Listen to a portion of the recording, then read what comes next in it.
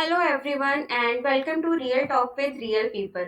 I'm your host, Namrata Singhal, and I'm a counseling psychologist, expressive art therapist, and someone who truly believes healing begins with honest, uncomfortable, but necessary conversation. ये हमारा पहला episode है and this is very close to my heart because today we are talking about toxic forgiveness, emotional gaslighting, and joining me today with someone very special guest. She is a counseling psychologist with rich experience and deep understanding of human emotions. So, welcome to Payal ma'am. She is a counseling psychologist. Hello, everyone. Thank you, Namrata, for this opportunity. Please carry on. So let's just talk about today, like two psychologists, two women, not with jargons, but with real stories and insights. So let's begin. Ma'am, I was reflecting the other day, in my session, in my previous sessions, we often meet people who say, I have forgiven them. और कई लोग बोलते हैं ना कि it's like हम सिर्फ रिश्ते को बचाने के लिए या किसी को खुश रखने के लिए माफी देते हैं. लेकिन अंदर ही अंदर वो रिसेंटमेंट रह जाता है. सो व्हाट इज टॉक्सिक फॉरगिवनेस? पहली बात तो टॉक्सिक फॉरगिवनेस फॉरगिवनेस यानी हम किसी को माफ करते हैं, हम किसी को फॉरगिव कर देते हैं। टॉक्सिक यानी मन में कुछ और हो और भाषा में कुछ और हो कि मैंने तुम्हें माफ किया, पर अंदर अंदर मेरे अंदर पूरी आग भरी हुई है आपके खिलाफ। तो इसको टॉक्सिक फॉरगिवनेस की तरह हम लेकर चलते हैं। टॉक्सिसिटी जो कि अपने आप में आज सभी जानते हैं क्या होता है, तो उसके साथ अगर आप फॉरगिवनेस कर रहे हो, एक्चुअल में आप फॉरगिव नहीं कर रहे हो, वो जस्ट आपके वर्ड्स है। तो इसको कहते हैं टॉक्सिक फॉरगिवनेस। तो आपके हिसाब से इसमें लोगों को हम भी बोलते हैं ये कि माफ कर दो, कोई बात नहीं, अपने मन से निकाल दो, बिकॉज मन से नहीं निकाला तो वो आपको खा जाएगा अंदर ही. सो कैसे इस प्रोसेस को स्टार्ट कर, लोगों को कैसे इस बिहेवियर को डलवा सकते हैं अंदर? पहली बात तो फॉरगिवनेस के भी कुछ अपने लिमिटेशंस होते हैं। लोगों के रिलेशनशिप की बात करें तो हमें रिलेशनशिप को भी देखना है किस लेवल पे वो रिलेशनशिप है। सपोज एक हस्बैंड वाइफ का रिलेशनशिप है, तो वो पूरे सोसाइटी मिल के उसको बनाया है। एक होता है जो हमारे जनरेशन्स के रिलेशनशिप्स होते हैं, करंट जनरेशन्स के। I mean everything is love, for truly it is love. लेकिन उस रिलेशनशिप में फॉरगिवनेस आ रहा है, तो फॉरगिवनेस करके आप उस रिलेशनशिप को बचाना चाहते हो, इसके मतलब वो रिलेशनशिप इम्पोर्टेंट है, वो इंसान भी इम्पोर्टेंट होगा आपके लिए। तो आपको ये समझना है सबसे पहले तो कि जो वो इंसान है उसने किस तरीके की गलती की है। इंसान को देखो, कोई भी relationship, I am telling to the all the people who are watching this, we will say love किस चीज से है, वो बनता है रेस्पेक्ट, और एक बनता है आपका ट्रांसपेरेंसी। क्या आप अपने हस्बैंड से, अपने वाइफ से, अपने बॉयफ्रेंड या गर्लफ्रेंड से हर चीज बता देते हो और उसका रिएक्शन क्या होता है? क्या वो इंसान ले पाता है उस चीज को? और अगर नहीं ले पाता है तो अगली बार से वो बंद कर देगा, आप बंद कर दोगे उससे बोलना, क्योंकि वो उसका रिएक्शन अलग है। तो वो रॉन्ग रिलेशनशिप भी ठीक नहीं। एक म्यूचुअल अंडरस्टैंडिंग में आना पड़ेगा पहले तो रिलेशनशिप में। हम पहले बात करते हैं रिलेशनशिप की, कि पहले तो एक म्यूचुअल अंडरस्टैंडिंग में आना पड़ेगा कि आपका रेस्पेक्ट और आपका ट्रांसपेरेंसी, फ्रीडम जिसे कहते हैं, फ्रीडम, फ्रीली बात, फ्रीली घूमना, फ्रीली बोलना, कि मुझे जज नहीं करेगा ये इंसान होते हुए अगर कोई मिस्टेक कर रहा है, then it is going to be questionable कि किस तरीके का मिस्टेक वो हो रहा है। जैसे आपने अभी बोला कि जब लव होता है हम जो है माफ कर देते हैं, हम उस इंसान को भी माफ. So what is love according to you? Love, प्यार, एक ऐसी फीलिंग है जिसमें आपको दूसरे इंसान को पकड़ के रखना नहीं पड़ता, आपको उस पे भरोसा करना पड़ता है। ट्रस्ट, फ्रीडम, एक फ्रेंडशिप होनी चाहिए, बहुत इंपॉर्टेंट है। हम अपने फ्रेंड से कभी ब्रेकअप नहीं करते, क्या आपने देखा है? नहीं, ब्रेकअप नहीं होती। ब्रेकअप शब्द फ्रेंडशिप के लिए। लव में क्यों है? जस्ट बिकॉज हम अपना मान लेते हैं उसको। लव में दो इंसान होते हैं, वो चीज नहीं है। पहली बात समझने की जरूरी है कि एक ब्रीदिंग, एक लाइव इंसान है आपके साथ। तो जिस तरीके से आपको उसके साथ रहना है उस हिसाब से। तो love is a mixture of transparency, respect comes with friendship. पर फ्रेंडशिप दिन भर की बातें कर सकते हो, उस इंसान के साथ रिलाई कर सकते हो, नहीं सिर्फ कि अगर मैं सिर्फ वाइफ्स की तो खाना बना रहे हो, खाना परोस रहे हो, कपड़े धो रहे हो, ये काम सिर्फ नहीं है।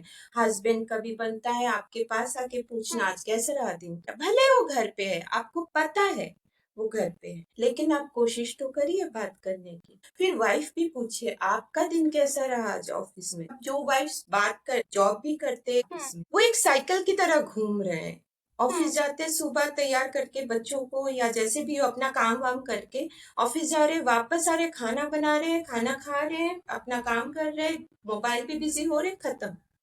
नहीं, आप कुछ टाइम निकालिए अपने रिलेशनशिप। वही रिलेशनशिप जब टूटता है तब या तो फॉरगिवनेस की बात आती है, टॉक्सिक रिलेशनशिप की बात आती है। ये सब चीजें क्यों आती है? क्योंकि हमने कभी अपने रिलेशनशिप में टाइम ही नहीं दिया। क्या वीकेंड में एक घुमाने फिराना अपने हस्बैंड के साथ या वाइफ के साथ टाइम रोज का क्या, आपके 24 घंटे का आपको थोड़ा सा एक वक्त क्वेश्चन देना है। मैं यहाँ पे पूछना चाहूंगी कि आपने बोला कि बातचीत करो थोड़ी बहुत, लेकिन लोग जो है कम्युनिकेशन को ही गलत समझते हैं। तो what is communication according to you? Communication, अभी हम लोग रिलेशनशिप के बारे में बात कर रहे हैं तो हम रिलेशनशिप के कम्युनिकेशन के बारे में बात हम्म। करेंगे। कम्युनिकेशन इज समथिंग जो आप किसी भी भाषा में बोल रहे हो बट सामने वाले को समझ में आनी चाहिए, पहली बात। तो आप उस रिलेशनशिप को कदर करते हो, आप उस रिलेशनशिप को इम्पोर्टेंस देते हो, तो आपको थोड़ा समझना पड़ेगा बोलने से पहले। एंगर सबके आ सकते हैं, सिचुएशन के हिसाब से मूड बदल सकते हैं। हम फीमेल्स को बहुत मूड स्विंग्स की इश्यूज होते हैं, बहुत नॉर्मल है, it's okay, let it be, कोई दिक्कत नहीं। लेकिन जब भी हो रहे हो, अगर आपको सैडनेस है और आपको मैं बोलूं कि मूड स्विंग्स हो रहे हैं, take your time, then speak.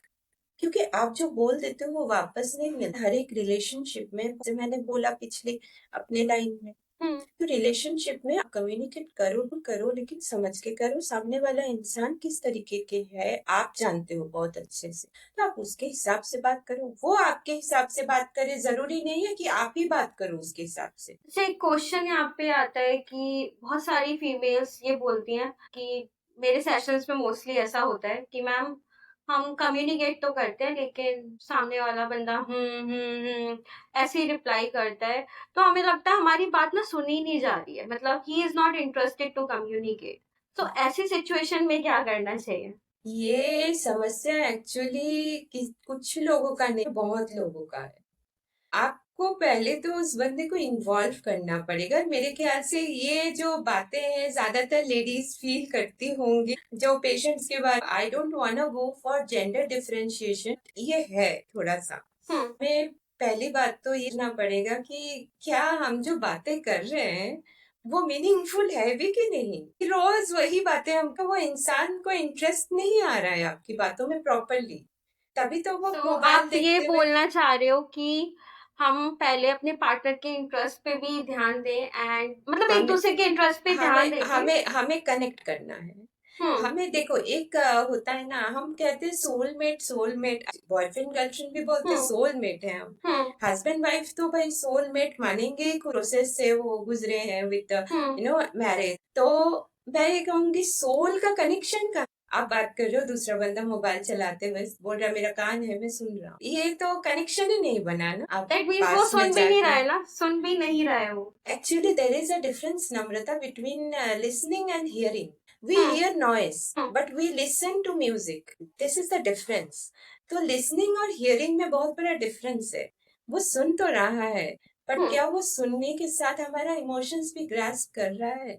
यहाँ पे मैं आपसे ये कहना चाहती हूँ, पेशेंट्स के लिए जो ये शिकायतें करते हैं, they have to make them understand कि वो जरूर अपने पास रखने को बोल रहा है। You know, playing with a bit of psychology is very important. आपको साइकोलॉजिकली खेलना पड़ेगा जब आपके सामने वाला बिल्कुल ही वो कैसे खुद को जो कि है ही नहीं। सपोज कोई स्क्रॉल कर रहा है, हाँ बोलो ना मैं सुन रहा हूँ। कुछ लड़कियों के साथ भी ये चीज होता है, जो बॉयज बोलते कंप्लेन करते जेंट्स की मैं बात करता हूँ और वो फोन पे। सो आपका बस एक सेंटेंस जाएगा, बहुत फार्मली, बहुत एफर्टिवली, बहुत स्ट्रांगली जाएगा ये सेंटेंस कि मुझे आपसे बात करनी है। हम्म आपका जब फ्री हो जाओ बिल्कुल, तब मुझे बताना। You will check, there will be 90% और hmm more than people will keep down the phone and will talk to you. हाँ बोलो क्या हो गया।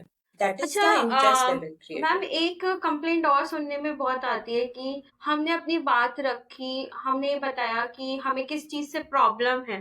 मोस्टली मतलब ये फीमेल्स का भी कहूंगी, मेल्स का भी कहूंगी, कि हमने अपनी बात रखी, प्रॉब्लम्स अपनी शेयर करी कि हमें किस किस चीजों से प्रॉब्लम होती है। Still that person is not trying to change, even not trying to change.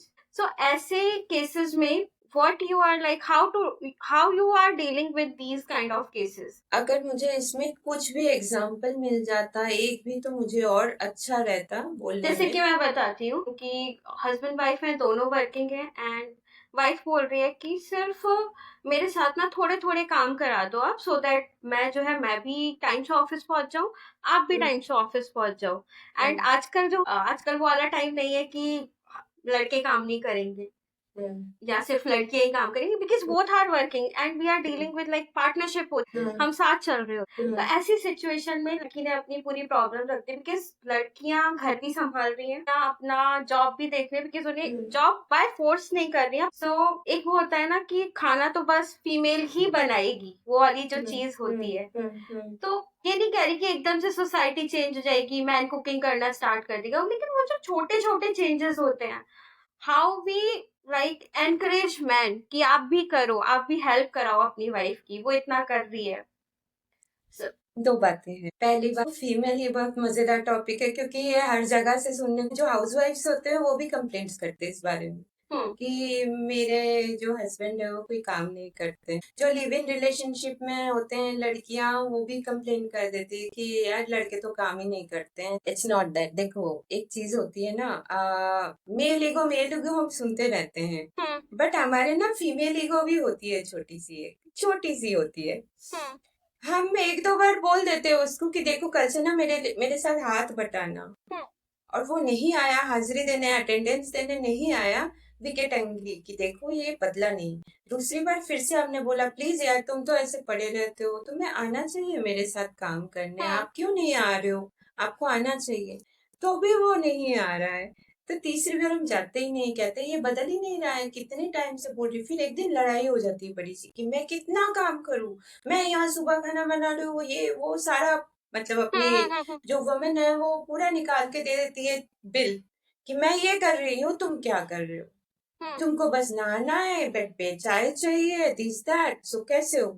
हम्म से यहाँ पे क्या है ना, फीमेल की जो छोटी सी ईगो है, बहुत छोटी सी, हम लोग बहुत प्यारे लेकिन छोटी सी ईगो, तो उसको फुलफिल करने के लिए हम क्या कहते हैं, दोबारा ना उस टाइम, जिस टाइम हमें काम कराना है, हम जाके उस बंदे को ये नहीं कहते कि सुनिए जरा आइए हम्म। थोड़ा काम में, आप देखो ना वो बंदा आएगा क्यों नहीं आया, आप और अगर बोलो उस तो केस सही। में तब भी नहीं आ रहे फिर? नहीं मैं सुन रहा हूँ, that is an issue with that person. फिर अलग स्केल पे कपल थेरेपी पे जाना पड़ेगा उनको, यू नो, अच्छा, अदर देन दैट। एक चीज पूछ रही है, मतलब लोगों के डाउट्स होते हैं कि कपल थेरेपी में। जी, कपल थेरेपी में सबसे पहले तो कोई एक बंदे, सपोज मेल और फीमेल, जेंडर डिफरेंशिएशन नहीं है बिल्कुल, मेल और फीमेल कोई भी आ सकते हैं टू द काउंसलर बात करने, अप्रोच करने कि मेरे रिलेशनशिप में प्रॉब्लम्स चल रही है। हम्म और कपल थेरेपी में वही आना चाहते हैं जो सेव करना चाहते हैं रिलेशनशिप, जो खत्म करना चाहते हैं। वो आए, उसके बाद उसकी सारी बातें रखी गई हम्म सामने, थेरेपिस्ट ने सुना पूरी बातें। हम्म अब ये डिसाइड होना है कि क्या आप जो आए हो आपके पार्टनर को आप जाके बताओगे। वो बोल देता नहीं बताऊंगा, तो क्योंकि हमें मिलना होता है, कपल थेरेपी यानी हमें दोनों पक्ष के सुनने होते हैं, अलग अलग, हम्म इंडिविजुअल, वन टू वन। उसके बाद ओके बातें इकट्ठे बिठा के बतानी होती है। कि देखिए आपसे मैंने बात किया, ये सारे रीजंस, कंप्लेंट्स, चीजें आई है हमारे सामने। आपसे मैंने बात किया, आपके ये रीजंस, ये कंप्लेंट्स। अब हम आप दोनों को बिठा कर फाइनल स्टेज पे हम ये बातें करते हैं, दोनों को समझाते हैं, चीजें सॉर्ट आउट करते हैं, उनको टाइम दे, कुछ एक्सरसाइज दे। एक्सरसाइज यानी आप कुछ करो, होमवर्क, कि आप एक हफ्ता या 15 दिन आपको ऐसे बिहेव करना है, कोशिश करो। इसलिए उनको ये समझाना बहुत जरूरी होता है कि रिलेशनशिप कितना इम्पोर्टेंट है। आपको आपका पार्टनर चाहिए, soulmate, that is what you mean. आपने जब शादी किया था, आपने जब साथ में मिले थे, जब पहली बार आप मिले थे, तो वो जो टाइम था, वो जो मोमेंट्स था, उनको याद कराते हैं हम। गुड मोमेंट्स को याद कराते ज्यादा से ज्यादा, इन आप बोल सकते हैं, एक पल्ले में गुड मोमेंट्स से ज्यादा याद कराते, बैड मोमेंट्स को धीरे धीरे हम निकालते फ्लश जाते आउट हैं। करते। जी, इसी तरीके से कपल थेरेपी होता है, तो वो कपल्स इन को टाइम इंडिया दिया जाता है। इन इंडिया मैंने देखा है, बहुत बहुत से केसेस में ऐसा देखा है कि हम्म। मेल पार्टनर जो है वेरी रिजिड, कि वो चाहता ही नहीं है कि थेरेपी को मतलब लोगों ने या काउंसलिंग को ये बना दिया है कि वहां पे तो मतलब कुछ ऐसा ही होगा, कुछ ड्रामा होगा, एंड मे बी पता नहीं क्या होगा, और इसलिए वो जाना ही नहीं चाहता। ट्राइंग कि चलो हम एक बार थेरेपी ले लेते हैं, काउंसलिंग कर लेते हैं, कपल काउंसलिंग में चले जाते हैं, so that we can save our relationship. Mostly cases में मेल पार्टनर बहुत रिजिड हो जाइए। सो आप ऐसे मेल्स को क्या। देखिए, पहली बात तो मैं ये बता दूं, एक ना साइकोलॉजिकली, नम्रता, हम सबने पढ़ा है psychologically there is a very big difference between male and female genders, के दोनों की साइकोलॉजी अलग तरीके से चलते हैं। मेल ना, they are very comfortable in their own zone, जो रेगुलर रूटीन है, जो रेगुलर फ्रेंड्स है, जो रेगुलर चीजें हैं, उस पे रहना वो ज्यादा पसंद करते हैं। फीमेल को ना हमेशा नई नई चीजें एक्सप्लोर करना। अब हम बात करते हैं थेरेपीज के। थेरेपी है क्या, फीमेल को पता पड़ा कि this is a very nice, लड़कियां बात करना पता। थेरेपी हम लोग क्या करते हैं, we are not psychiatrist, we are psychologist. तो हम थेरेपी करते हैं with talk, I call it talk therapy. Talk therapy and healing करते हैं, उनके मन की सारी प्रॉब्लम, सारी परेशानियां निकालते। कैसे निकालते हैं? बात करके। उनको बात करने को कोई मिला। Female get attracted towards therapy. अब वो कन्विंस करते अपने हस्बैंड को। लाइक फीमेल को ना सरप्राइजेस बहुत पसंद आते हैं, मेल को नहीं पसंद आते surprises. They will react in a different way, they will react in a very different way. बहुत रेयर मेल्स होते हैं जिनको सरप्राइजेस, ओ माय गॉड, ये wow, thank you. But female का जो रिएक्शन होता है सरप्राइजेस के ऊपर, वो मेल का रिएक्शन नहीं होता जनरली। मैं जनरल की बात कर रही हूँ, एक्सेप्शंस आर ऑलवेज देयर, ठीक है। तो जब मेल, वो नहीं, this many male will agree, जो भी देखेंगे इस चीज को, बहुत सारे मेल एग्री करेंगे। अपने बेस्ट फ्रेंड से भी, इनके जो बेस्ट फ्रेंड सर्कल्स होते हैं, इनमें भी ये लोग बहुत सारी बातें नहीं करते हैं आपस में, अपने पर्सनल इश्यूज को। मेल बहुत ज्यादा क्लोज रखते हैं अपने प्रॉब्लम्स को, वो एंजॉय करते हैं मोमेंट को, और वो अच्छा उनको फील होता है कंफर्ट जोन में। मैं आपकी बात पे बोलती हूँ, अगर मुझे कोई अपनी ओपिनियन देनी है अबाउट दोज मेल जो नहीं आते हैं थेरेपीज में with their female partner, with their wife, जो भी है, मैं उनको कहूंगी कि आपको आपकी पार्टनर प्यारी है, you love her, and you have this love for this relationship, आप इस रिलेशनशिप को मानते हो, ठीक है। तो एक्सपीरियंस लेना भी जरूरी होता है, और अगर आपकी रिलेशनशिप को आप इम्पोर्टेंस दे रहे हो, तो आपको जरूर एक बार एक्सप्लोर करना चाहिए ये साइड, क्योंकि ये फॉरेन में, और आप बोल सकते हैं वर्ल्ड वाइड, थेरेपी बहुत ह्यूज फ्लो में है। Everybody wants a therapy, and therapy में कोई पागल नहीं जाता है, थेरेपी में हमारे जैसे लोग जाते हैं जिनको मैंने भी कहीं कोई एक इश्यूज है। लाइन सुनी थी कि जो थेरेपी में नहीं जा रहे हैं वो पागल। देखिए, हम ना कहते हैं, एक्चुअली आज मैं सैड हूँ, मैं डिप्रेस हूँ, और मैंने इग्नोर कर दिया। फिर अगले दिन मैंने बोला, यार मेरे साथ ना इतना बड़ा एक सिचुएशन हुआ था पास्ट लाइफ में, और फिर मैंने उसे इग्नोर कर दिया, मैं तो हैंडल कर ली। तो एक कोई समझाए कि साइकोलॉजी डिग्री है, या ये जो थेरेपिस्ट है, ये क्यों है। एग्जिस्ट क्यों कर, क्या ये सिर्फ टोटली मेंटली जो डिस्टर्ब हो, जो क्या ये सिर्फ वो जो बिल्कुल आप सोशल लाइफ में लीड के लिए नहीं, ये सोशल लाइफ को अच्छा बनाने के लिए है और आप सबके लिए, ठीक है, तो आप सबके लिए है। तो ये जो थेरेपी है, it's not for mental patients at all. Mental patients बिल्कुल अलग होते हैं, उनके साथ general people should go for therapy उनके रोजमर्रा की बात, तो ठीक है। आप ये कहना चाहते हो कि जो मेंटल इलनेसेस होती हैं एंड जो इमोशनल प्रॉब्लम्स होती हैं, they both are very different, right? They are not different, they are interlinked. If I talk about, they are not different, they are interlinked. जब हम प्रॉब्लम्स को बार बार साइड करते रहते हैं, आज की बात हम कर रहे हैं रिलेशनशिप पे, रिलेशनशिप में प्रॉब्लम्स आते हैं, साइड करते रहते हैं, अरे सॉल्व हो गया कोई बात नहीं, अरे नहीं जाना है थेरेपिस्ट के, कोई बात नहीं, ये जो करते रहते हैं, इसका ना साइड में हम कभी देखते नहीं, कूड़ा की तरह एक पहाड़ बन चुका है इमोशंस, और वो जिस दिन फटता है फिर आप कहीं के नहीं रहते हो, क्योंकि वो कूड़ा आपके अंदर बैठा है। आपको मैं बता दूं, हम कोई भी चीज भूलते नहीं है, जैसे फॉरगिवनेस की बात से शुरू किया था हमने, फॉरगिवनेस के forgive and forget and forgive, चीजें चलती रहती है, ऐसा नहीं होता है, फॉरगेट नहीं होते, बोलना आपके हिसाब से आसान है। करना चाहिए फॉरगेट? फॉरगेट, देखो पहले ना क्या आता है, पहले समझना जरूरी है, फॉरगिव एंड फॉरगेट ऐसा आता है, कभी नहीं आता है फॉरगेट एंड फॉरगिव। पहले माफ करो, पहले क्षमा करो, बाद में आगे बढ़ो, दिस इज द रूल। तो फॉरगेट यानी आप उस चीज के बारे में सोच, आपको याद तो पूरी जिंदगी रहनी, इसमें आप फॉरगेट का मतलब ये मत समझिए कि फॉरगेट का मतलब उस इंसिडेंट को भूल जाओ, यानी उसके बारे में सोचना बंद करो, ये जरूरी है। लोगों ने ना फॉरगिव एंड फॉरगेट का मतलब ये सोचा कि सपोज किसी के साथ किसी का ब्रेकअप हुआ, फॉरगिव एंड फॉरगेट, उस इंसान के बारे में सोचना भूल जाओ, ऑटोमेटिक आपकी सारी प्रॉब्लम सॉल्व हो जाए, करके तो देखो। और फॉरगिव यानी आप दिल से माफ करो। माफ क्यों करते हैं हम? अपने लिए माफ करते हैं, हमें पीस ऑफ माइंड चाहिए, वो सारे बैगेजेस है ना, मुझे अपने बैगेजेस, मुझे भी ये लाइफ जी, मैं तुम्हारे लिए पैदा नहीं, मैं आपके लिए पैदा नहीं, मुझे अपने लिए भी करना है कुछ। कौन हूँ मैं? पहले अपने आप को समझो, अपने आप को जानो, उससे प्यार करो, तभी तो तुम दूसरे से प्यार कर पाओ। अच्छा, एक क्वेश्चन यहाँ आता है कि वही टॉक्सिक फॉरगिवनेस से रिलेटेड है कि हम मन से माफ नहीं करते, मन में वो पर्सन रहता है कि इसने ये किया, इसने वो किया, मतलब lots of over thinking, lots of self talk, and हम बोलते हैं कि इसने मेरे साथ ये किया, मैं बस बोल देती हूँ कि मैंने माफ कर दिया, बट एक्चुअल में बोलना और करने में डिफरेंस हो। तो हम कैसे अपने आप को पुश कर कि हम उस इंसान को माफ कर सके, बिकॉज माफ करना is very very tough, forgive करना टफ होता है, फॉरगेट करना इज थोड़ा सा इजी होता है क्योंकि वो हमारे एक्सपीरियंसेस में एड ऑन होता रहता है। तो फॉरगिव करना थोड़ा सा टफ हो जाता है, इसीलिए हम दिखावे के लिए लोगों को बोल देते हैं मैंने तो माफ कर दिया इसे, मेरे लिए मैटर ही नहीं करता।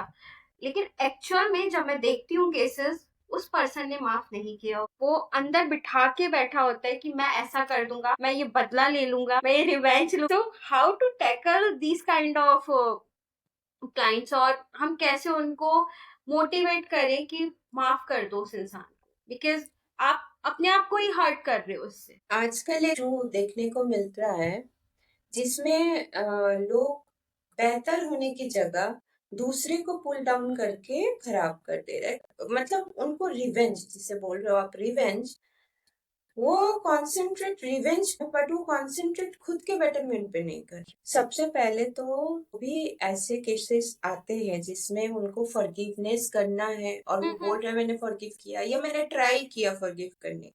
ट्राई वर्ड तो सबसे खराब चीज है, ट्राई तो करना नहीं है, करना है बस, इसमें कोई चॉइस नहीं है, आपको करना है। अगर कोई चीज टूट गया है आप उसको ठीक कर सकते हो, तो भी एक क्रैक दिखेगा, अगर क्रैक दिख रहा है बहुत बड़ा तो आप उसको उठा के फेंकोगे बाहर। ये मैं रिलेशनशिप पे कि रिलेशनशिप को फेंक, आप जितना हो सके उसको मेंटेन करने की कोशिश करिए, लेकिन दोनों की प्रॉपर कंपैटिबिलिटी। अब मैं बात कर रही हूँ आपके क्वेश्चन पे कि उनको कैसे पुश करे फॉरगिवनेस, फॉरगिवनेस एक्सेट्रा एक्सेट्रा। देखिए सबसे पहली बात तो उनको हील करना जरूरी है with the thinking of focusing on self.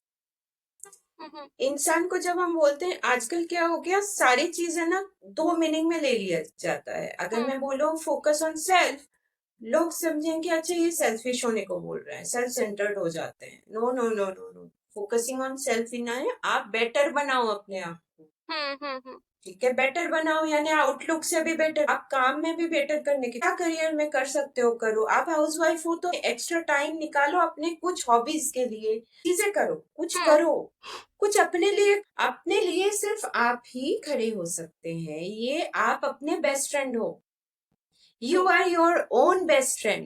So first thing what you can expect from anybody else, you should expect from yourself. Compete with yourself first. जो आप हो, क्या आप वैसे ही रहना चाहते हो? हम्म।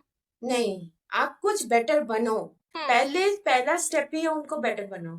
फॉरगिवनेस बाद में होगा। हम्म। अब वो बेटर बनने में बार बार आ रहा है कि बार बार ऑब्स्टेकल्स ये आ रहे हैं कि they are not able to come out of their past, whatever the things happen. Hmm. तो उसमें अब बात आती है कि तुमने क्या क्या किया, अभी तुमने क्या सोचा, अपना क्या प्लान किया। सेकंड स्टेप में आपने क्या प्लान किया, आप क्या करने वाले हो खुद के बारे में, बार फोकस कराना, बार बार उनको जो लाइन पे वो बने हुए हैं ना उस लाइन पे आगे पुश करते ना कि उसको डिले करना। ठीक है, दूसरी अच्छा, बात सेकंड, जैसे आपने बोला कि उसको सेल्फ लव सिखाना। सेल्फ सो अवेयरनेस बोल सकते हैं हम इसको। सो कोई 2-3 ऐसी जनरल हैबिट्स बता सकते हो या एक्टिविटी जिससे हम सेल्फ अवेयर हों, हम अपने आप से प्यार करना स्टार्ट करें। I am not talking about selfishness, I am talking about self love, कि हम खुद से प्यार करना स्टार्ट कर दें। मोस्टली लोगों का ये होता है कि व्हाट इज सेल्फ लव, हम कैसे स्टार्ट कर सकते हैं उसको। सेल्फ लव यानी अपना केयर करना। अगर सिर्फ फीमेल की बात करें, यहाँ हम्म। पे आप फीमेल की बात कर रहे हो, आप बताइए, आप दिन भर के समय, मैं हाउस वाइफ की बात, दिन भर आप घर के हस्बैंड चले गए ऑफिस, बच्चे हैं तो बच्चे भी चले गए स्कूल हम्म। का, उसमें आप घर का काम बाकी कर रहे हो, आप अपने ऊपर क्या कर रहे हो? थोड़ा सा आपने अपने आप को ग्रूम किया, हम्म। आप थोड़ा सा कोई गाना सुन लिया उसके साथ गुनगुना, आपने कोई गाना रिकॉर्ड ही कर लिया, आज इतना अच्छा मूड बना लिया, आपने सोचा यार अभी तो बच्चे आने में टाइम लगेगा, एक पेंटिंग नहीं तो एक स्केचिंग कर लो, एक पोएट्री कर लो, छोटा सा लिख लो। नहीं, ठीक है, आपके पास बिल्कुल टाइम नहीं है, बहुत सारा काम है, बच्चे आते ही होंगे, उन्हें सारा काम निपटा लो, बच्चों को दोपहर में वो रेस्ट करेंगे, तब आप फिर से टाइम मिलेगा, कुछ इन्वेस्ट करो, बुक्स पढ़ लो, आपकी पसंदीदा कुछ कर लो। ठीक है, हम्म। चीजें कुछ करो, यानी स्क्रॉल नहीं टू द मोबाइल, कुछ करना, अपने ऊपर इन्वेस्ट। कुछ नहीं समझ में आया, हम गर्ल्स को सब कुछ आता है, ग्रूमिंग करना, अपने आप को सजना संवरना अपने लिए, किसी और के लिए नहीं कर, मैं खुद के लिए कर रही हूँ, खुद की शक्ल देख, नेल्स देख, खुद की हर चीज देख, हमें खुशी मिले, तो अच्छा, वो भी एक कर सकते क्वेश्चन हैं और आप। आता है कि क्योंकि आजकल ना हाउस वाइफ्स, मतलब मैं ये नहीं कह रही कि वो छोटा काम है या बड़ा काम है, आजकल प्रॉब्लम्स जो फेस कर रही हैं वो मोस्टली वो लोग हैं जो वर्किंग भी हैं, घर भी संभाल रही हैं, मतलब they are doing both the works. So ऐसे लोग कैसे अपना ध्यान रख सकते हैं कि आधे टाइम वो ऑफिस में होती है, आधे टाइम फिर वो घर आती है, घर आके फिर घर का काम, ऑफिस में ऑफिस का काम। एंड मोस्टली मैंने देखा है जो ऑनलाइन काम होता है, जो रिमोट वर्क होता है, हम्म। उसको काम नहीं मानते हैं फैमिली मेंबर्स। वो कहते हैं पता नहीं पूरे दिन लैपटॉप पे लगी रहती है, लैपटॉप खोल, पता नहीं काम भी करती है नहीं करती। ये जो प्रॉब्लम्स है बहुत ही ऐसी प्रॉब्लम्स है कि हम किसी को समझा नहीं सकते कि भाई मैं काम कर रही हूँ and I don't want any disturbance. और वो जो ऑनलाइन काम होता है, मैं ये मानती हूँ उसके वर्किंग आवर्स ज्यादा होते हैं कंपैरेटिवली टू जो हम जाके हम ऑफिस विजिट करके। फिर तो ऐसे लोग कैसे अपने आप को अपनी सेल्फ केयर करें एंड अपना ध्यान रखें, सेल्फ लव करें अपने आप से। यहाँ पे देखो दो बातें हुई। एक तो बात हुई है कि आपने बोला है कि जो फीमेल घर पे भी काम करते हैं और बाहर भी जाते हैं ऑफिस के। दूसरा वर्क फ्रॉम होम या हाइब्रिड वर्क, उसमें थोड़े से, अगर जो जॉइंट फैमिलीज हैं वहाँ पे इश्यूज ये होते हैं, ये सोचते हैं कि घर पे है तो घर पे ही है, हम्म। काम तो होता रहेगा, घर पे तो है ही, वो हम्म। बाय डिफॉल्ट मान लेते। इसीलिए बहुत सारे फीमेल एम्प्लॉयज इस चीज को बोले कि वर्क फ्रॉम होम की जगह वर्क फ्रॉम ऑफिस कर दो आप इसको। ठीक है, तो अब बात करते हैं वर्क फ्रॉम ऑफिस वालों की कि हाँ सुबह जाते हैं एक रूटीन बना के, फिर वो बाहर जा रहे हैं, क्यों नहीं कर सकते? आप जब घर वापस आ रहे हो, आप जब बैठ रहे हो, आप खाना बना रहे हो, रात को सोने जा रहे हो, ठीक है, हम्म। बीच में सोने के और आपके बीच में यू स्टार्ट, आज सारे कर रहे हैं, सभी कर रहे हैं, I don't have two point out any generation. Hmm You start mobile scrolling. Why mobile scrolling? Why not doing something? At least आधे घंटे है ना, आप आधे घंटे में तो मोबाइल स्क्रॉल करते करते कब आधा घंटे निकल जाता है पता ही नहीं पड़ता. उस हम्म हाफ एन आवर में आप कुछ करो ना अपने लिए. हम्म क्यों नहीं करना है? ये हो गए रोज की बात. और एक बात मैं बताना चाहती हूँ, जब आप ऑफिस जाते हो, आप इतना बड़ा उस चीज को क्यों समझ रहे हो कि मैं ऑफिस जा रही हूँ, आ रही हूँ, मैं कैसे अपने ऊपर टाइम स्पेंड करूँ? क्यों? आप जब ऑफिस जाते हो, क्या आप 9 आवर्स के लिए सिर्फ जॉब करते हो? क्या आपके कोई फ्रेंड्स नहीं है वहां पे, कोई कोलिग्स नहीं है, कोई नहीं बात करते, सिर्फ आप मशीन की तरह बैठ के काम करते हो? नहीं, यू टेक ब्रेक्स. हम्म उस ब्रेक को एंजॉय करो. उस ब्रेक को प्रॉपरली एंजॉय कर, कुछ पढ़ सकते हो, आप दोस्तों से आप स्पेंड नहीं कर रहे हो, अपने ऊपर ही तो स्पेंड कर रहे हो वो टाइम. हम्म. आप पॉजिटिव फीलिंग्स ले रहे हो दो लोगों से बात करके, चल बातें कर रहे हो, अनऑफिशियली भी कुछ गैदरिंग्स हो, अपने फ्रेंड्स हो, हम्म. कोलिग्स हो, तो आपने पर्सनल लाइफ की भी बातें कर लेते हो दो बार, थोड़ा सा कंफर्टेबल हो, तो फिर आप कर ही रहे हो, आप बस उसको फील नहीं कर पा. देखो नम्रता, जो प्रॉब्लम्स होती है, हम्म. ज्यादातर हम वो प्रॉब्लम्स को ना क्रिएट कर, वो प्रॉब्लम्स इतनी बड़ी नहीं होती जितने हम उसको धीरे धीरे धीरे धीरे. और science telling manifestation, hmm. this is a very common word. Everybody is like I'm manifesting this that. manifestation सबसे पहले शुरू ही होती है हमारी रॉन्ग थिंकिंग से. हम रोज बोलते रहे कि हमारे पास टाइम नहीं है, तो सच में आपके पास टाइम नहीं हो. आप बोलो हमारे पास बहुत समय है, आप देखो आपके पास समय नहीं. आप बोलो आपके पास बहुत पैसे, आपके पास पैसे हो. आप बोलो कि मेरा रिलेशनशिप बहुत अच्छा है. एक तो रिलेशनशिप को दिखाना ज्यादा जल्दी, इनको सोशल लाइफ पे हर जगह चीजें बहुत डिफिकल्ट हो जाती. आप दिखाते दिखाते एक दिन वो सैचुरेट हो जाते, खो जाते. आप दिखा जितनी देर रहे हो ना, उतनी देर हाथ पकड़ के उस इंसान से. तो इफ वी कंक्लूड, सो हम ये कंक्लूड कर सकते हैं, instead of going on social media and हम स्क्रॉल कर रहे हैं, कपल्स को देख रहे हैं, this is not the reality. Reality is आप अपने जो मोमेंट चल रहा है उसमें जियो, live in a moment instead yes of taking yes photos. Yes, लेना is also important just for the it is memories. Important.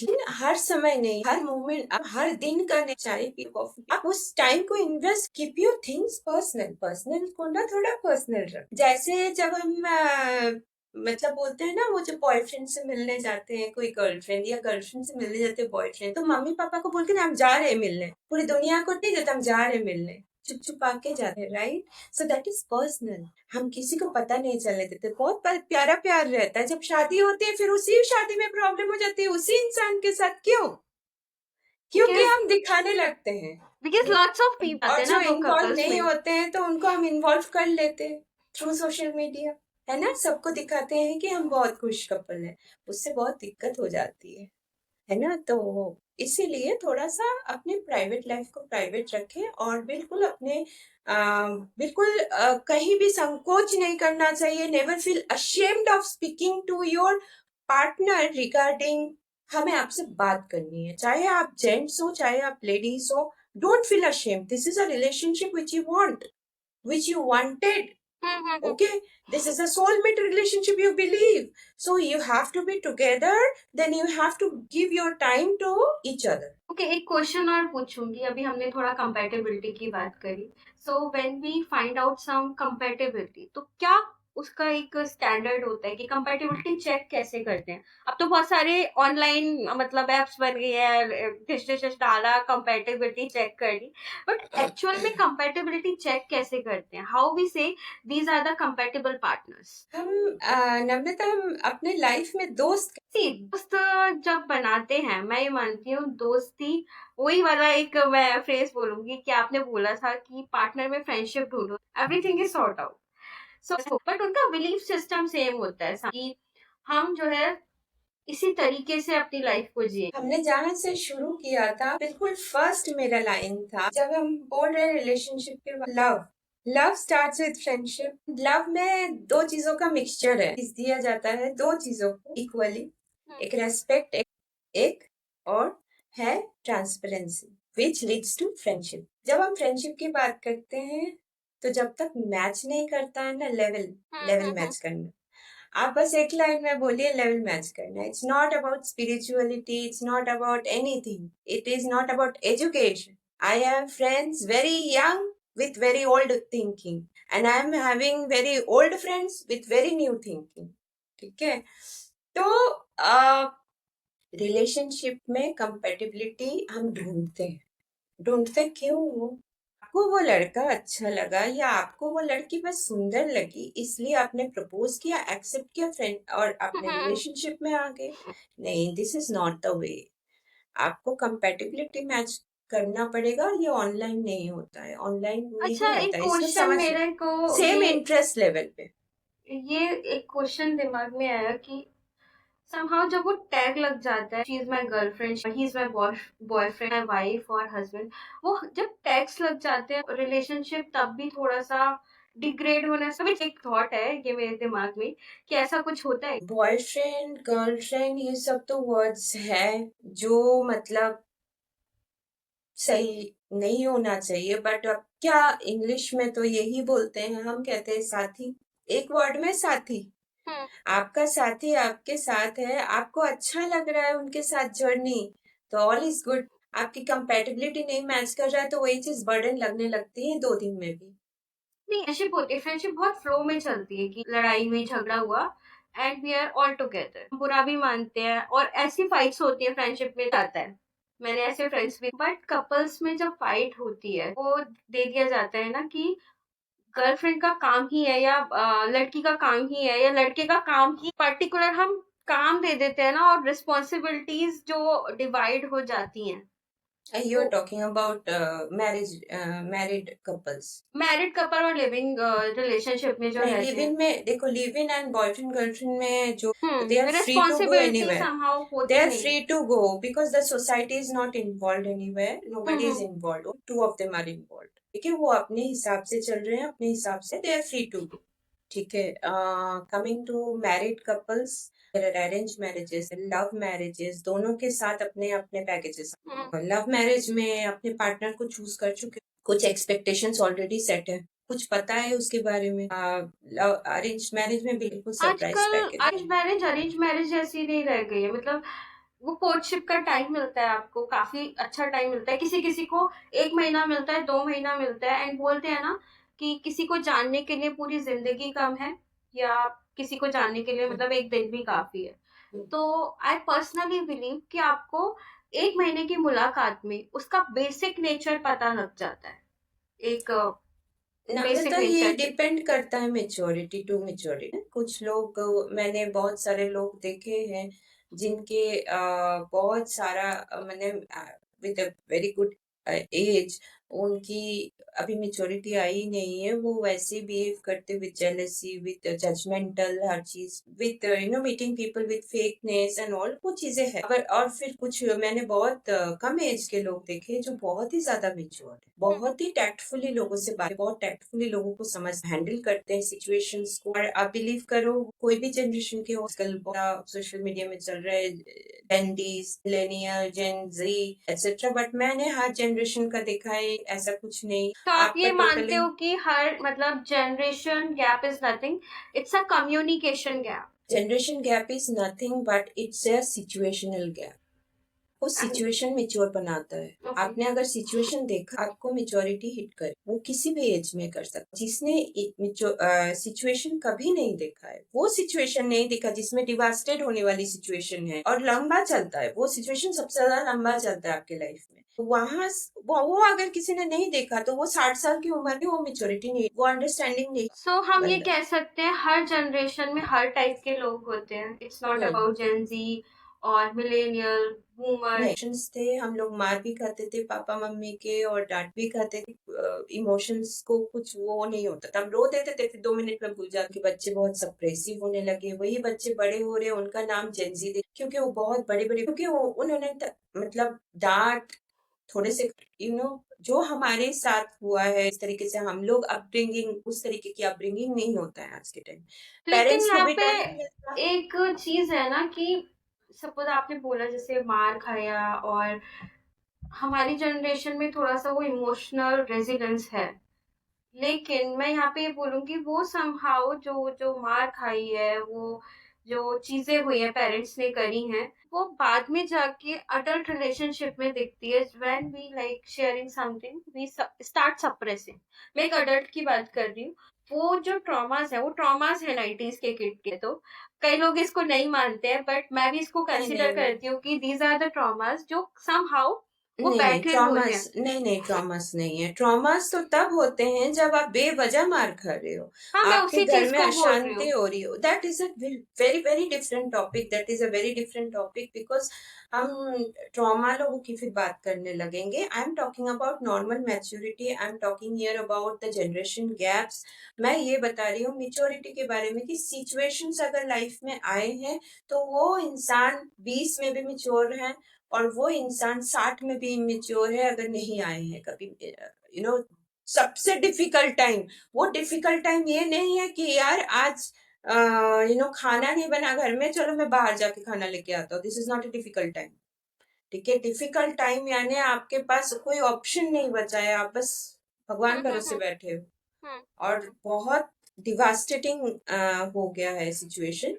वो जिस चीज के लाइफ में आया हूँ without any as hmm. Level, they have become matured. ठीक है। So we can say that maturity is not like defined by numbers. It is defined by your experiences. Definitely 100% this is it. Okay, and coming to your जो आपका question था कि हम उस पे क्या कर सकते हैं, जो मैरिड वुमेन होते हैं और मैरिड पीपल होते हैं वो आपस में वो टाइम ही नहीं दे पा Hmm. रहे हैं। तो I told you that also कि टाइम तो निकालना पड़ेगा। आप अपने स्क्रॉलिंग में टाइम निकाल रहे हो तो आप रिलेशनशिप को लास्ट मोमेंट में बचाना चाहते हो। आप पहाड़ की खाई तक पहुंच रहे हो, बिल्कुल to the level of going down, आप वहां तक पहुंच के फिर जब आप गिर रहे हो उस टाइम आपके पास घास भी आ रहे तो उसको भी पकड़ रहे हो। ये नहीं, पहले से ही थोड़ा सा तैयारी रखो कि नहीं, हमें तो ये इंसान इम्पोर्टेंट है, आज ये इंसान है कल वो नहीं है। Nobody knows when someone is going, right.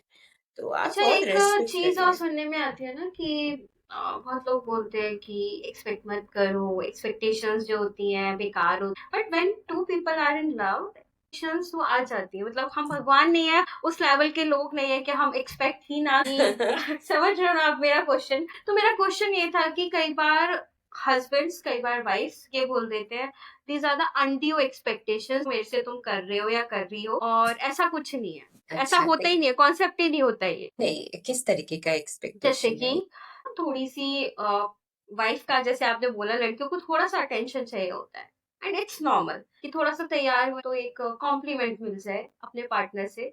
Same लड़कों का भी होता है, अटेंशन उन्हें भी चाहिए होता है बट वो मुंह पे नहीं आता उनके कि हमें अटेंशन। तो ये थोड़ी सी यार मैं कैसी लग रही हूँ, तो कई बार होता है कि इंसान तारीफ कर दे बिना कहे कर दे एंड इसी चीज में वो ईगो क्लैश हो जाता है कि अब तो मुझे पूछना ही नहीं है कि मैं कैसी लग रही हूँ। और फिर ये वाली चीज आती है कि ना तो मुझे ये पूछना है कि मेरे को क्या किस टाइप के कपड़े पहने, क्योंकि वाइफ्स का ये होता है कि चलो चॉइसेस पूछ लेते हैं अपने हस्बैंड की कि कौन से मतलब साड़ी पहने या कौन से कपड़े पहने। तो कई बार नहीं होता है यार कुछ भी पहन ले सब में अच्छी लगती है। This is a compliment and this is somehow ignorance also कि वो तुमसे पूछ रही है तो तुम बताओ उसे। तो मैं इस टाइप की एक्सपेक्टेशंस कह रही हूँ।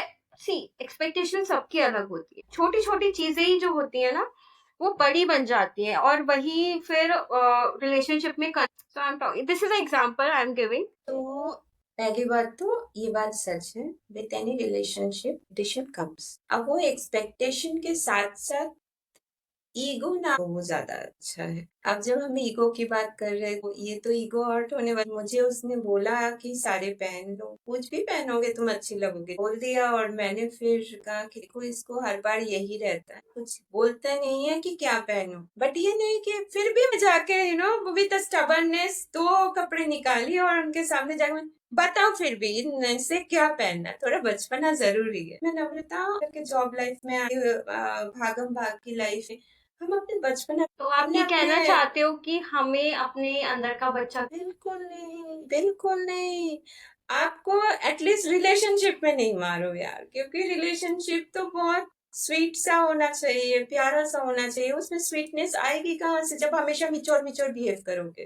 कभी कभी इमेच्योरिटी करो, जैसे नहीं फिर भी बताओ, मुझे बताओ ये दोनों में से। तो वो बंदा एक पे हाथ रखेगा, उसको आप ईगो पे मत लीजिए कि इसने बस हाथ रखा। अब पहनोगे फिर एक्सपेक्ट करोगे कि वो बंदा देख के बस मुझे देख के बताओ कैसी लग रही हूँ। क्या हो गया? आपने बोला तो किसके सामने बोला? दुनिया के सामने बोल रहे हो? नहीं, ये आपका अपना बंदा है, अपना पर्सनल बंदा है। आपने बोल दिया कोई बात नहीं, अच्छा अच्छा हो जाएगा, आप भी खुश, वो भी खुश। वो भी 2 बार मुस्कुराएगा चुपके से कि इसने मुझे इस तरीके से बोला है। ठीक है, तो इज इट। सी अब हम थोड़ा सा बात करेंगे गैस लाइटिंग के ऊपर, लाइक गैस लाइटिंग क्या होती है एंड हम्म। उसके रिलेशनशिप पे क्या नेगेटिव इफेक्ट्स आते हैं। सो व्हाट इज गैस लाइटिंग? देखो, गैसलाइटिंग जो वर्ड है ये तो हमारी साइकोलॉजिकली बहुत ही स्ट्रांग वर्ड होता है। लाइटिंग तो जब हम इमोशनली बहुत ज्यादा किसी को बहुत ज्यादा सता चुके होते हैं, उसके इमोशन सप्रेस हो चुके सिचुएशंस आते हैं ऐसे लोगों के दिमाग में जहाँ पे लोग बहुत ज्यादा सप्रेस हो जाते हैं, बहुत अब्यूज हुए हैं, बहुत ज्यादा किसी डिप्रेसिंग एग्जाम्पल से आप सिचुएशन। समझाओगे कि मतलब गैस लाइटिंग कैसी होती है, कैसी दिखती है एक्चुअल में, कि अगर किसी के साथ हो रही हो सो दैट पर्सन कैन जज और आइडेंटिफाई कि हाँ ये मेरे साथ गैस लाइटिंग कर रहा है। जी, सपोज कोई मैरिड वुमेन है, अभी आप उसके हस्बैंड के साथ भी उसके हस्बैंड का जो रवैया है उनकी तरफ, जो the way the person speak और हम्म, बिहेव इज वेरी रूड। हम्म, वो बंदा वो जो भी खाना बना रही है, जो भी काम कर रही है घर की, उसके पास तो सिर्फ वही है, हाउस वाइफ हम्म, है। तो that is the work she do. जो भी कर रही है उसमें भी आपके इन लॉज की कोई हम्म, बातें आ रही है, टोंट आ रही है, मतलब दुखी हो रखी है वो, कुछ भी करे उसमें। हम्म, फिर रात में अब्यूसिव वर्ड्स यूज किए जा रहे हैं, माहौल बहुत खराब हो चुका है उसके साथ। सो दैट इज अ सिचुएशन जहाँ पे वो अगर रोज चल रहा है, रोज चल रहा है, करते करते महीना हो गया, साल हो गए, चल रहा है। somehow हम ये कह सकते हैं कि दो हस्बैंड And वाइफ हैं। there is also no way to escape है, but she thinks that person thinks that अब मेरी कोई जाने की जगह नहीं है, so total depressing situation। तो हम ये कह सकते हैं कि हस्बैंड बोल रहा है कि मतलब वाइफ ने कंप्लेंट करी कि आप तो मेरे हम्म। साथ ऐसा करते हो, एंड हम्म। हस्बैंड बोल रहा है ये तेरी अंदर की सोच है, मैंने ऐसा कुछ नहीं किया। We can say that is gaslighting. Blame game, that is a blame game actually. अगर मैं देखो जनरल अगर सबके लिए बात करूं, उनकी लैंग्वेज में मैं ये कहूंगी ब्लेम गेम भी। आप एक इंसान को इतना सता दिए हो मेंटली, फिजिकली तो अलग बात है, आपने फिजिकली भी वाह वाह, बट मेंटली, क्योंकि फिजिकली करो वो भी मेंटली हिट कर रहा है कि इसने मेरे पे हाथ उठाया, किसने मेरे साथ ऐसा, कि सास ने ऐसे किया, किसी ने कुछ किया। तो वो तो है ही, वो भी मेंटल डैमेज कर रहा है। इसके साथ साथ आप जो भी हरकतें कर रहे हो सिर्फ उसके लिए नेगेटिव कर रहे हो। तो that comes to gaslighting, क्योंकि वहां पे आपने उस इंसान का, बिल्कुल इंसान क्या, वो एक लिविंग पीस ऑफ कुछ नहीं है, यू नो, एक लिविंग एंटिटी नहीं है आपके लिए। वो एक सामान है और आप उसको ऊपर से ब्लेम कर दे रहे हो, तो उसके लिए कुछ है ही नहीं। वो तो अपने आप को समझेगा कि मैं बिल्कुल ऐसे ही हूँ। एक समय आ जाता है जिसमें वो खुद रियलिटी को, वही बातों को एक्सेप्ट कर लेते हैं कि फिर मैं ऐसी हूँ शायद, फिर वो प्रॉब्लम्स शुरू हो जाते हैं। That somehow reality is gas lighting, कि हम uh, उसको रियलिटी ही मान लेते हैं कि ये जो हो रहा है, ये जो I am deserving this. There is a thing कि आप ना एक पेड़ को रोज रोज कोसो, रोज रोज कोसो, रोज रोज कोसो। आप उसको पानी दो, खाद दो, सब दो, लेकिन रोज जाके कोसो उसको। आप एक टाइम देखोगे ना कोसना, यानी every day you go to that plant और tree and you say keep saying bad things about hmm, that hmm, tree, one day the tree will go dry, वो चला जाएगा। हम्म, क्योंकि वो खत्म हो चुका है, आपके एनर्जीज ले चुका है, वो एक्सेप्ट कर चुका है आपके बैड एनर्जीज। जगह से it is very much important to just shift your place somewhere and you just run away somewhere. मतलब कुछ अच्छा करो, आपके परिवार वाले हैं, आपके साथ वाले हैं, कोई तो है आपकी लाइफ में। आप कोई नहीं है तो आप जस्ट आपके कोई शुभ चिंतक है, आस्क किसी से भी आप मदद लो, क्योंकि गैस लाइटिंग लेकिन इज क्या नॉट होता है मैम, अ थिंग देखो विच इज मैंने जितना ऑब्जर्व किया है केसेस में, हाउ गर्ल्स के पास ना आज भी वो सपोर्ट नहीं है कि अ, हम कहते हैं ना कि वापस चले जाओ। बहुत से पेरेंट्स ना आज भी वो सोच लेके हैं कि लड़की वापस नहीं आएगी घर पे, चाहे कुछ भी हो जाए। Divorce is still a taboo in our society. तो ऐसे फीमेल्स को मतलब अर्निंग मनी नहीं है, मनी है ही नहीं पास में। मैंने समझ रही बहुत फीमेल्स ऐसी देखी हैं जिनके पास पैसा नहीं है, जिनके पास पूरी डिपेंडेंसी अपने हस्बैंड के ऊपर, एंड गैस लाइटिंग का शिकार। उनकी मेंटल हेल्थ अब इतनी डिग्रेड हो चुकी है कि वो कुछ भी सोच नहीं पा रही। उन्हें लगता है हम तो हैं ही ऐसे, we are deserving this because मेरी तो आदतें ही खराब है। सो इस सिचुएशन में ऐसे इंसान को कैसे हम उस सिचुएशन से बाहर निकाल सकते हैं जहाँ पे ना उसके पास फैमिली सपोर्ट है, ना उसके पास किसी चीज का सपोर्ट है। इवन फ्रेंड्स भी जो है वो उसको ज्ञान देते रहते हैं कि हर किसी के साथ ऐसा होता है, तो तू कौन सी अनोखी है। पेरेंट्स नहीं, होते हैं वो भी देखो, ज्ञान फिर तो देते हैं। फिर तो मैं ऐसे बोलूंगी, अगर फ्रेंड्स ऐसे बोल रहे हैं तो those are not right friends, they are just called friends, they are not friends. पहली बात तो, क्योंकि फ्रेंडशिप का मतलब है आपको सेवियर्स।